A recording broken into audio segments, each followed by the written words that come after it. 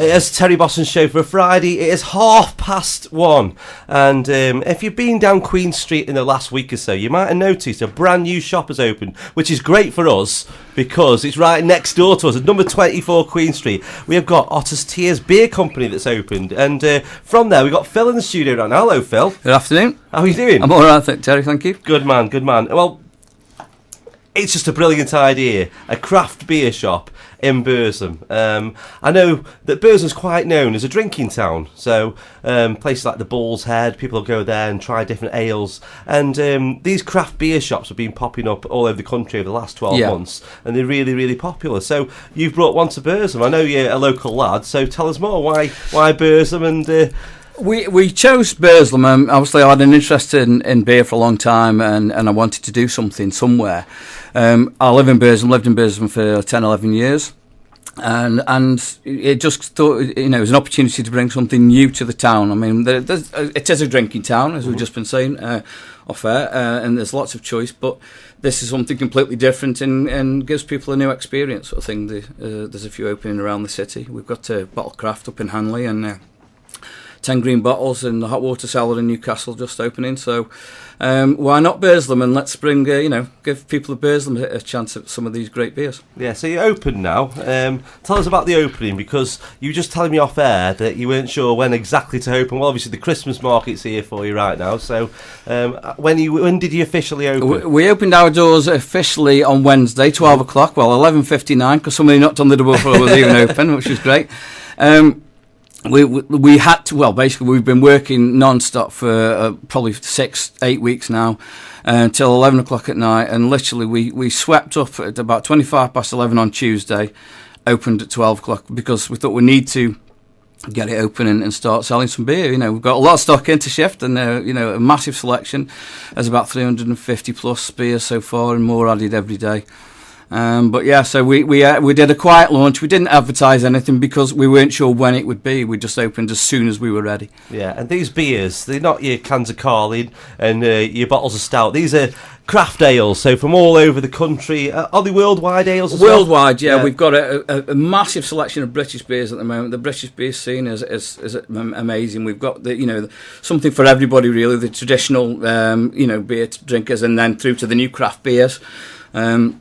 A lot of Belgian stock. We're getting stuff from America, Italy, Germany, Holland, Estonia. There's going to be basically a bit of everything, and we're constantly bringing fresh stuff in, so it'll be an ever-changing range for people to try. Yeah, and this craft beer revolution, it's not about people getting hammered. It's about trying different ales and enjoying them, isn't it? It's not like buying 24 cans. It's about going in there, picking different ones, and sitting there watching TV, having one with your tea, whatever, isn't it? Yeah, it's a new style of drinking, really. I mean, I don't generally. I used to drink pints and stuff, and I 9 times out of 10 I would drink half of everything, because I'm so used to drinking small bottles, and some of the percentages are a lot higher, but it doesn't mean because it's strong, it's bad. You just drink it differently. Just take your time with it, and there's a lot of flavour and a lot of depth in these beers. So you've got more to sort of sit there and ponder over it. So rather than just getting hammered on it, you actually sit there and enjoy. And hopefully it's like a journey that takes you on to the next level and something else. One beer you learn about a brew or a style, and then try another style, and before you know it. And the name Otters Tears, that's not Cockney rhyming slang for beers, is it? It isn't. No. There's a story behind that. And I'll try to be very brief, but there's a chap called Simon Johnson that used to write about beer. I say used to because he sadly passed away in 2013. At the time when the craft beer revolution, shall we say, started hitting the UK, there was a lot of argument about what craft was and how to define it, and really it doesn't mean anything. It's just it's a type, it's a trend, if nothing else. But he wrote something called the Craft Beer Manifesto, which was a bit of a tongue-in-cheek Mickey take, really, of the arguments between old style drinkers and new style drinkers as to what craft or what was or wasn't. And the first line of that manifesto was that all craft beer must contain distilled Otters Tears. And that's where the name came from. So we thought it sort of says craft without saying craft, and anybody that knows would know, who knows Simon or knew of the work, and we didn't, we'll ask, and it's a memorable name, so Yeah, and I love the branding that Lemon Top have done for us as well. That's really good. So happy with that. Yeah, you're on Twitter. It is at Otters Tears, isn't it?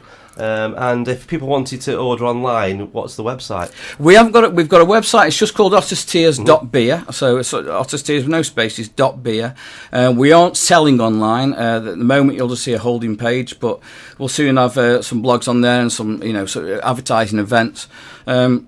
We probably if somebody wants online sales, they can ask them, maybe send something out. But there's far too many online retailers for us to compete with that, really. So the idea is to come along, have a browse, and maybe sample some on site and take some away with you. Great stuff. Well, you brought a couple in for me to sample. Obviously, we won't be able to do it this afternoon. I'm not that hardcore. But tell us about these two that you brought in. We've got Heart and Soul. Heart and Soul brewery. The brewery is Vocation, and they are up in Hebden Bridge. Some of the long-term drinkers may have heard of a brewery called Blue Monkey, and basically it's the brewer from there left the brewery a couple of years ago, decided to have a break, and then also after about 2 years decided he didn't want to have a break after all, and started a new brewery called Vocation. It's a pale ale, that one that you've got in front of you, sort of session diet IPA more than a pale ale, very hoppy, very fruity. And similarly with the other one you've got there is the Magic Rock. It's High Wire Grapefruit, where they did another IPA which was about 5.5%. And this is a new version. It's American hops again, but this has now got the addition of grapefruit, and it is extremely fruity. Yeah. It's going down very well, and both of those are in cans. And the branding, I think, on both of them are superb. They look really, amazing! Really good. Yeah, that's a bit like the Mighty Boosh. That one is the High Wire Grapefruit, and I love how they say on there the colour, the aroma, the taste. So before you've even had a sample, you sort of know what you're getting. It's like I say, it's a whole new generation of drinkers. This is who are coming out and trying these things. Well, Phil, I want to wish the world of luck, mate, with Thank it. You very much. Like I say, we'll be popping in. It'd be great for some of our presenters to come round and get Christmas presents. But you have a loads of fun with it, and you'll have to come back one day and let us know how you're getting on. Definitely will do, Terry. Thanks for having us on. Cheers. No problem at all.